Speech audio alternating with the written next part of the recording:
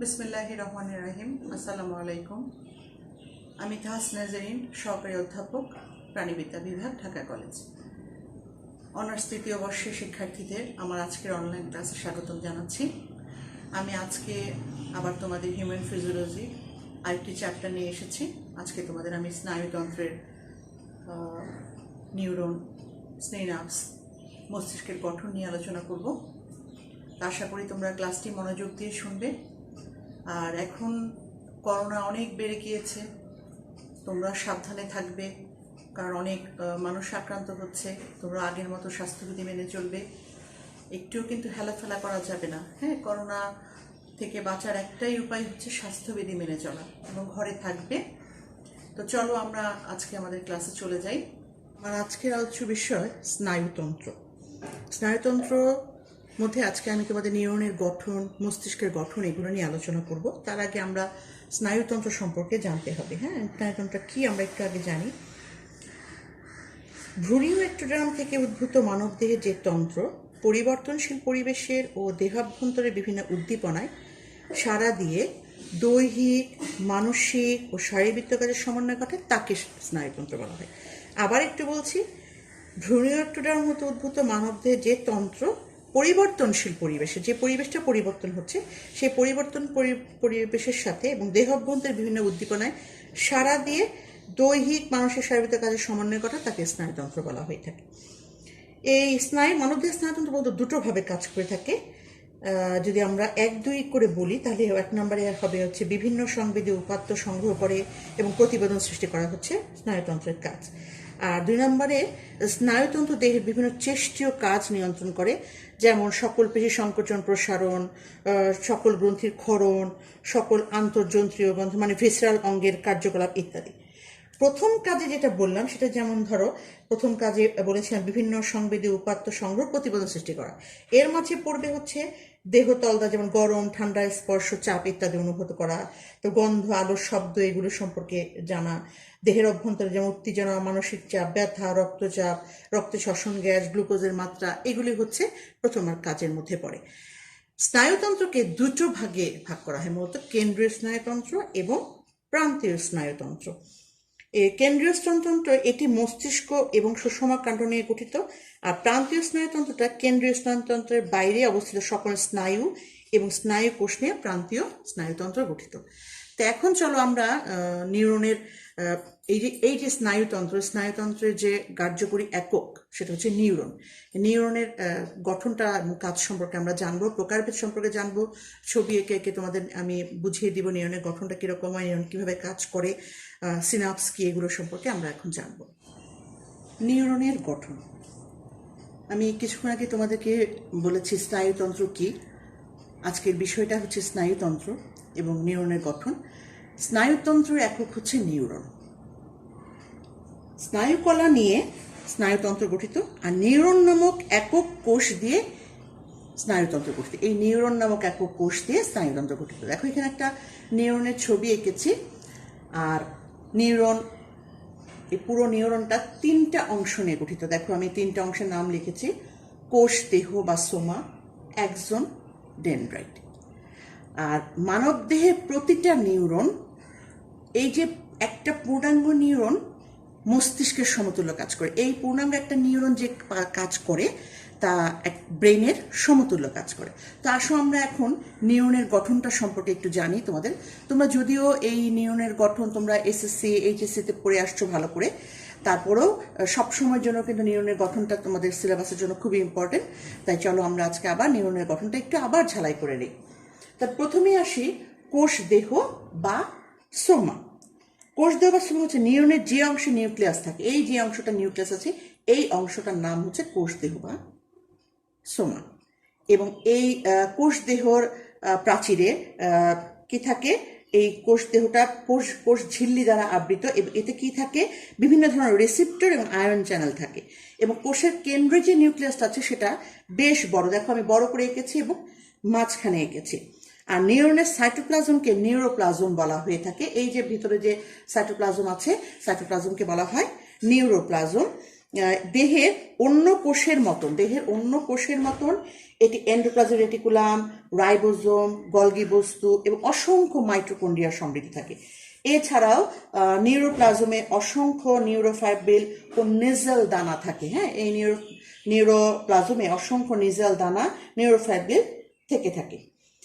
Nasal দানা প্রকৃতপক্ষে ribosome গুচ্ছ, যেগুলো প্রোটিন সংশ্লেষণে ব্যবহৃত হয়ে থাকে। তাহলে দেখো আমরা কোষদেহ সম্পর্কে জানি। কোষদেহটা হচ্ছে নিউরনের উপরের দিকে অংশ, এতে নিউক্লিয়াস থাকে, নিউরোপ্লাজম থাকে এবং এই নিউরোপ্লাজমগুলো কি করে? প্রোটিন সংশ্লেষণের কাজ করে। এই নিউক্লিয়াসটা কেন্দ্রে অবস্থিত এবং বেশ বড়, এবং এই কোষদেহটা কোষ ঝিল্লি দ্বারা আবৃত থাকে। এখানে অনেক কোষ ঝিল্লিতে অনেক আয়ন চ্যানেল থাকে। তারপরে আসি আমরা 2 নাম্বার হচ্ছে এক্সন। এক্সন দেখো এখানে এই যে নিচে আমি এক্সন লেবেলিং করেছি। তাহলে আসলে আমরা এক্সনটা কি? নিউরনের এই কোষ দেহ থেকে, নিউরনের কোষ দেহ বা সমাহূত সৃষ্ট বেশ লম্বা অভিক্ষেপকে বলা হয় এক্সন। এই যে পুরো ভিতরে লম্বা যে অভিক্ষেপটা দেখা যাচ্ছে সেটাকে বলা হয় এক্সন। এবং এক্সনটি নিউরোলেমা নামক একটি আবরণ দ্বারা আবৃত থাকে। এই দেখো এই যে লম্বা যে এক্সনটা দেখা যাচ্ছে, এটা একটা আবরণ দ্বারা আবৃত থাকে। এই দেখো আবরণটার নাম হচ্ছে নিউরোলেমা আবরণ। নিউরোলেমার নিচে প্রোটিন লিপিড নির্মিত একটি বিচ্ছিন্ন আবরণ থাকে, একে বলা হয় মেডুলারি আবরণ। এই মেডুলারি আবরণটা দেখো এই যে চতুর্দিকে যে আবরণটা থাকে সেটা হচ্ছে মেডুলারি আবরণ। তবে সব এক্সনে কিন্তু এই মেডুলারি আবরণটা থাকে না। মেডুলারি আবরণ বিচ্ছিন্ন স্থানে নিউরোলেমা এক্সনের সংস্পর্শে চলে আসে। এতে এক্সনের বাইরে দিয়ে কতগুলো সংকোচনের সৃষ্টি হয়। এই সব সংকোচনকে বলা হয় র্যানভিয়ারের নোড। দেখো এই যে নিউরনের আবরণটা এসে দেখো একটা জায়গায় ভাঁজ হয়ে গেছে। এই দেখো ভাঁজ দিয়েছে। এই ভাঁজের জায়গাটার নাম হচ্ছে র্যানভিয়ারের নোড। একজনের প্রান্তভাগ বেশ শাখান্বিত। এই দেখো একজনের প্রান্তভাগটা এসে শাখায় পরিণত হয়েছে। এই শাখাগুলো হচ্ছে মোটর নার্ভ বা মোটর স্নায়ু। একজনের মাধ্যমে স্নায়ু উদ্দীপনা এই কোষ দেহ হতে নিউরনের ডেনড্রাইনের দিকে প্রেরিত হয়। এই একজনের মাধ্যমে স্নায়ু উদ্দীপনাটা এই কোষ দেহ থেকে এই ডেনড্রাইনে চলে যায়। এরপরে আমরা জানবো ডেনড্রাইট। ডেনড্রাইট কি? দেখো এখানে যে সুতার মতন কোষদেহের বাইরে কতগুলো সুতার মতন অংশ এঁকেছি, এগুলোকে আমি নাম দিয়েছি হচ্ছে ডেনড্রাইট। নিউরনের সোমা হতে সৃষ্ট খাটো শাখান্বিত অভিক্ষেপকে ডেনড্রাইট বলে। দেখো ছোট ছোট খাটো শাখান্বিত অভিক্ষেপ, এগুলো ডেনড্রাইট বলা হয়। কোষে সাধারণত এদের সংখ্যা একাধিক থাকে, তবে কোনো নিউরন ডেনড্রাইটবিহীন। কোনো নিউরনে কিন্তু আবার এই ডেনড্রাইটগুলো থাকে না। সেন্সরি নিউরনে একটি লম্বা সরু ডেনড্রাইট থাকবে। যেই ডেনড্রাইটগুলো সেন্সরি সেগুলোতে একটা লম্বা সরু ডেনড্রাইট থাকবে।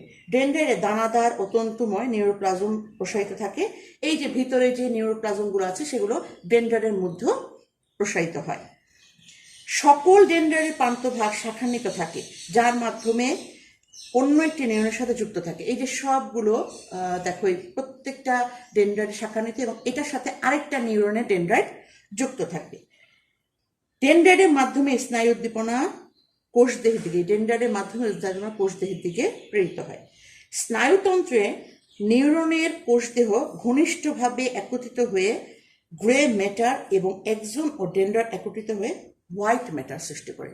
আবার একটু বলছি তোমাদের বোঝার সুবিধার্থে, স্নায়ুতন্ত্রে নিউরনের এই যে কোষদেহ, এই কোষদেহ ঘনিষ্ঠভাবে একত্রিত হয়। কিভাবে ঘনিষ্ঠভাবে একত্রিত হয়? এই যে ডেনড্রাইটের মাধ্যমে আরেকটা নিউরনের সাথে যুক্ত থাকে, তাহলে এইটার পাশেই দেখা যায় যে আরেকটা নিউরনের কোষদেহটা এখানে আছে। এভাবে ঘনিষ্ঠভাবে একত্রিত হয়ে সেটা হচ্ছে গ্রে ম্যাটার গঠন করে।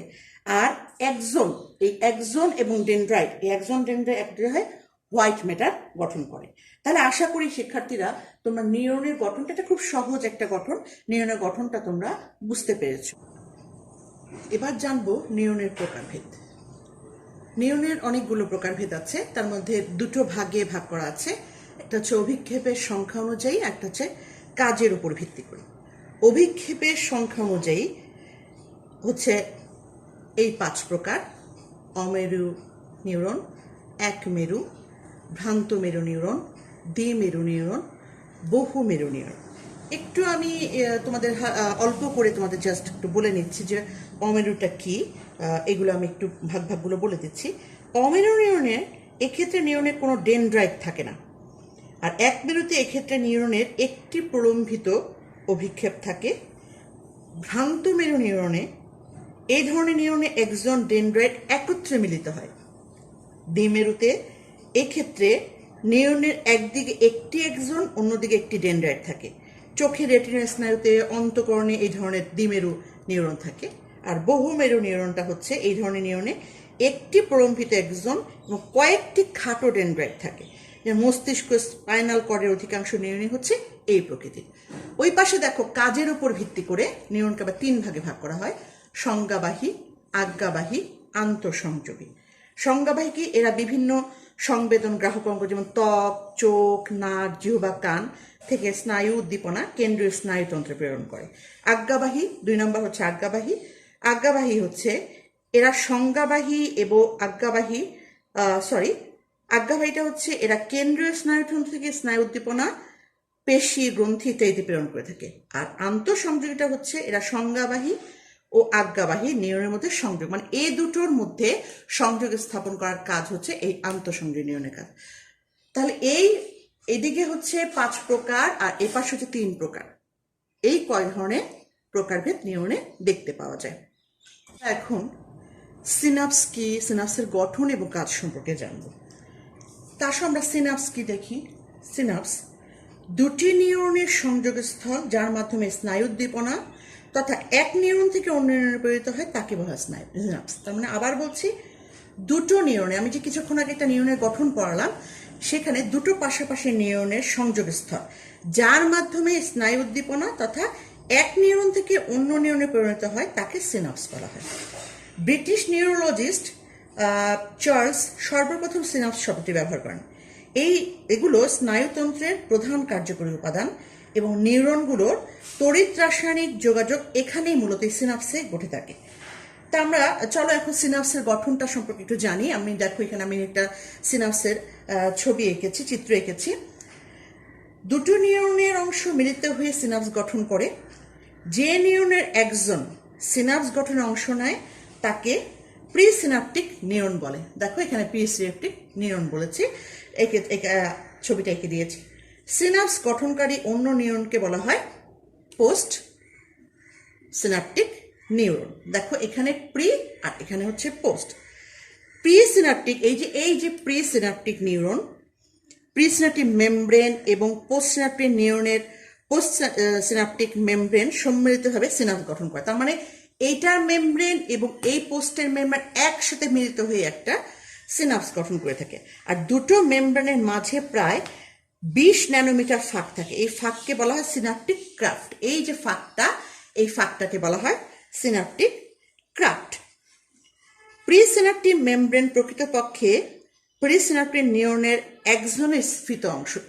এই অংশটা যেটা প্রিসিনাপটিক নিউরন, এটা একজনের একটা স্ফীত অংশ, বেলুনের মতন দেখো স্ফীত অংশটাই হচ্ছে প্রিসিনাপটিক নিউরন। এবং একজনের স্ফীত প্রান্তটিকে সিনাপটিক নব বলা হয়ে থাকে। হ্যাঁ, এই অংশটাকে মূলত সিনাপটিক নব বলা হয়ে থাকে। এই নবের ভিতরে অসংখ্য নিউরো ট্রান্সমিটার যুক্ত ও মেমব্রেন আবৃত সিনাপটিক ভেসিকল থাকে। এছাড়া এতে মাইটোকন্ড্রিয়া, মসৃণ এন্ডোপ্লাজমেটিকুলাম, মাইক্রোফিলামেন্ট, নিউরোফিলামেন্ট বিদ্যমান থাকে। দেখো এখানে অনেকগুলো অঙ্গাণু আমি এঁকেছি, তার মধ্যে মাইটোকন্ড্রিয়াটা আমি লেবেলিং করেছি। সিনাপসের এই পোস্ট সিনাপটিক এই অংশটা, পোস্ট সিনাপটিক মেমব্রেন সংশ্লিষ্ট নিউরনের সোমা বা ডেনড্রাইট বা এক্সনের অংশ। এই সিনাপস আবার বিভিন্ন প্রকারভেদ আছে: এক্সোডেনড্রাইটিক, এক্সোসোমাটিক, এক্সোএক্সিনিক, ডেন্ড্রোডেনড্রাইটিক, এই 4 ধরনের সিনাপসের প্রকারভেদ দেখা যায়। আমি নামগুলো আবার বলছি: এক্সোডেনড্রাইটিক, এক্সোসোমাটিক, এক্সোএক্সিনিক এবং ডেন্ড্রোড্রাইটিক। তার মানে 4 ধরনের সিনাপস দেখা যায়। সিনাপসের কাজটা আমরা একটু জেনে নিই। এগুলো এক নিউরন থেকে অন্য নিউরনে স্নায়ু উদ্দীপনা প্রেরণ করে এবং তথ্য প্রেরণ কেন্দ্র হিসেবে কাজ করে। এরা বিভিন্ন নিউরনের মধ্যে সমন্বয় সাধন করে থাকে এবং স্নায়ু উদ্দীপনার গতিপথ নির্ধারণ করে। এরা নিউরো ট্রান্সমিটার পদার্থ ক্ষরণ করে এবং প্রচণ্ড উত্তেজনায় এসব ক্ষরণ হ্রাস করে স্নায়ু উদ্দীপনা নিয়ন্ত্রণ করে থাকে। তাহলে আমরা এতক্ষণ নিউরনের গঠন এবং সিনাপসের গঠনটা সম্পর্কে জানলাম। এবার আমরা মানবদেহের মস্তিষ্কের গঠন ও কাজ সম্পর্কে আলোচনা করব। কেন্দ্রীয় স্নায়ুতন্ত্রের যে স্ফীত এবং বৃহৎ জটিল অংশ মানুষের করটির সুরক্ষিত করটিকার মধ্যে অবস্থান করে এবং দেহের সকল কার্যাবলী নিয়ন্ত্রণ করে এবং বিশাল তথ্যরাশির প্রক্রিয়া ও সংরক্ষণ করে থাকে, তাকে ব্রেইন বা মস্তিষ্ক বলা হয়ে থাকে। ভ্রূণীয় বিকাশের সময় এক্টোডার্ম থেকে সৃষ্ট নিউরাল টিউবের সামনের অংশ স্ফীত হয়ে মস্তিষ্ক গঠন করে। মানব ভ্রূণের প্রাথমিক অবস্থায় মস্তিষ্ক প্রধান 5টি অংশ নিয়ে গঠিত থাকে, আর পূর্ণাঙ্গ মানুষে এটি আরও জটিল রূপ ধারণ করে বিভিন্ন অংশে বিভক্ত হয় এবং একজন পূর্ণাঙ্গ মানুষের মস্তিষ্ক 3টা ভাগে বিভক্ত। দেখো আমি এখানে একটা ছক আকারে উপস্থাপন করেছি: অগ্র মস্তিষ্ক, মধ্য মস্তিষ্ক, পশ্চাৎ মস্তিষ্ক। অগ্র মস্তিষ্কের মধ্যে আবার ভাগ আছে সেরিব্রাম, থ্যালামাস, হাইপোথ্যালামাস। আর পশ্চাৎ মস্তিষ্কের মধ্যে 3টা ভাগ আছে: সেরিবেলাম, মেডুলা অবলঙ্গটা, পন্স। এখন আসো আমরা ধাপে ধাপে এই প্রত্যেকটা অংশের বর্ণনাগুলো জানবো এবং ছবির মাধ্যমে জানবো। দেখো আমি এখানে একটা ছবি এঁকেছি মস্তিষ্কের। এটা মানুষের মস্তিষ্কের আভ্যন্তরীণ ছবি।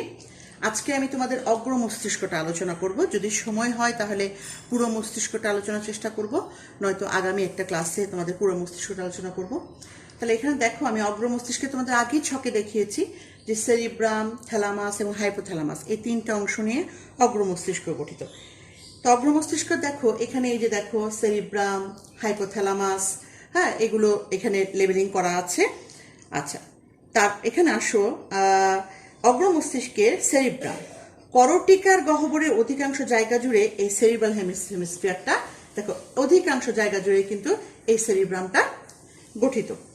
এবং কর্পাস ক্যালোসাম, এই যে দেখো উপরে আমি লেবেলিং করেছি, কর্পাস ক্যালোসাম দিয়ে ভেতরের দিকে হেমিস্ফিয়ার দুটি পরস্পর 2টো ভাগে ভাগ হয়ে গেছে। দেখো 2টো ভাগে হেমিস্ফিয়ার ভাগ হয়ে যায়, যে পরস্পর থেকে হেমিস্ফিয়ার দুটি পরস্পর যুক্ত হয়। এবং কর্পাস ক্যালোসামের মধ্যে ধূসর প্রভাতে 2টি ভেসাল গ্যাংলিয়া মিলে তৈরি হয় কর্পাস স্ট্রাইটাম।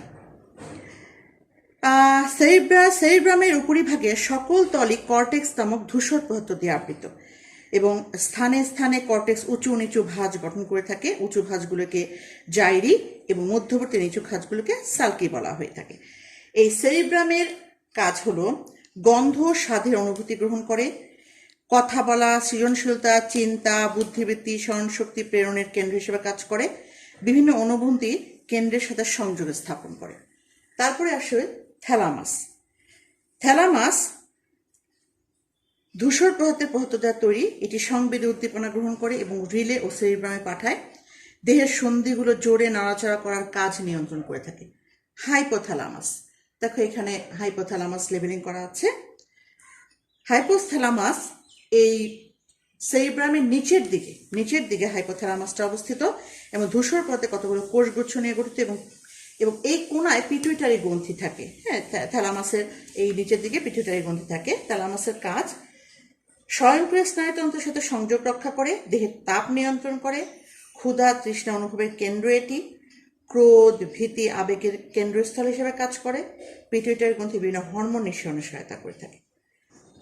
মধ্য মস্তিষ্ক হাইপোথ্যালামাসের নিচে, এই যে হাইপোথ্যালামাস, এই হাইপোথ্যালামাসের নিচে এবং সেরিবেলামের সম্মুখে, এই যে সেরিবেলামের এই সামনের দিকের এই অংশটা হচ্ছে মধ্য মস্তিষ্ক। এটা খুব একটা বড় অংশ না, ছোট অংশ মধ্য মস্তিষ্ক। মধ্য মস্তিষ্ক কতগুলো অংশ নিয়ে গঠিত: tectum, cerebral aqueduct, corpora quadrigemina, cerebral peduncle, এই অংশগুলো নিয়ে মধ্য মস্তিষ্ক গঠিত। মধ্য মস্তিষ্কের কাজ হচ্ছে এটি এই অগ্র এবং পশ্চাৎ মস্তিষ্কের মধ্যে যোগসূত্র রচনা করে। পশ্চাৎ মস্তিষ্ক বা 3টা অংশ নিয়ে গঠিত: পন্স, মেডুলা অবলঙ্গটা, সেরিবেলাম। পন্স দেখো এই যে এখানে এই জায়গাটা হচ্ছে পন্স, সেরিবেলাম, মেডুলা অবলঙ্গটা। তোমরা একটা ছবিটার দিকে খেয়াল করো। পন্সে আসি আমরা। পন্স মস্তিষ্কের অঙ্কভাগে মধ্য মস্তিষ্ক এবং মেডুলা অবলঙ্গটার মাঝে অবস্থিত চওড়া আড়াআড়িভাবে পিণ্ডকে বলা হয় পন্স। এই পন্সের কাজ হলো শ্বসন, মূত্রত্যাগ ও লালাক্ষরণ নিয়ন্ত্রণ করে, সংবেদী ও মোটরতন্তু যাতায়াত পথ নিয়ন্ত্রণ করে। এরপর দেখো মেডুলা অবলঙ্গটা, এই পন্সের পেছন দিকে যে লম্বা অংশটা থাকে সুষমা কাণ্ডের মধ্যবর্তী অংশই হচ্ছে মেডুলা অবলঙ্গটা। এটি নিঃশ্বাস প্রশ্বাস প্রক্রিয়া নিয়ন্ত্রণ করে, হৃৎপিণ্ডের ক্রিয়াকর্ম নিয়ন্ত্রণ করে, নানা উপায়ে খাদ্য পরিপাক করতে সহায়তা করে, সংবেদন আদান প্রদান মধ্যবর্তী পথ হিসেবে কাজ করে। এরপর দেখো এই ফুলের মতন, হ্যাঁ একটু ফুলের মতন অংশ, সেটা হচ্ছে সেরিবেলাম। সেরিবেলাম পশ্চাৎ মস্তিষ্কের সবচেয়ে বড় অংশ এবং দুটি হেমিস্ফিয়ার দিয়ে সেরিবেলাম গঠিত। সেরিবেলাম দুটো মধ্যরেখা বরাবর ভার্মিস দিয়ে সংযুক্ত থাকে। এটার কাজ হচ্ছে শরীরের ভঙ্গিমা রক্ষা করে, ভারসাম্য রক্ষা করে, দেহের বিভিন্ন পেশিকে নিয়ন্ত্রণ করে, রিফ্লেক্স ক্রিয়া নিয়ন্ত্রণ করে। তাহলে শিক্ষার্থীরা আমি এতক্ষণ তোমাদের মস্তিষ্কের বিভিন্ন অংশগুলো ছবি এঁকে দেখে এবং এর গঠন এবং কাজগুলো আলোচনা করেছি। আশা করি তোমরা বুঝতে পেরেছ। শিক্ষার্থীরা এতক্ষণ আমি তোমাদের মস্তিষ্কের গঠন নিয়ে আলোচনা করেছি, নিউরনের গঠন, নিউরনের প্রকারভেদ, সিনাপসের গঠন প্রকারভেদ, নিউরন কিভাবে কাজ করে, সিনাপসের কাজ, মস্তিষ্কের ভাগ ভাগ করে কাজগুলো আমি আলোচনা করেছি ছবি এঁকে এঁকে। আশা করি তোমরা ক্লাসটি মনোযোগ দিয়ে শুনেছ। তো আজকে এই পর্যন্তই, আগামীতে আরেকটি ক্লাস নিয়ে হাজির হব। সেই পর্যন্ত আমার জন্য দোয়া করো, আল্লাহ যেন সুস্থভাবে রাখে এবং তোমরাও যেন সুস্থভাবে জীবনযাপন করতে পারো পরিবার পরিজন নিয়ে, এই দোয়া করছি। আজকে এই পর্যন্তই। আল্লাহ হাফেজ।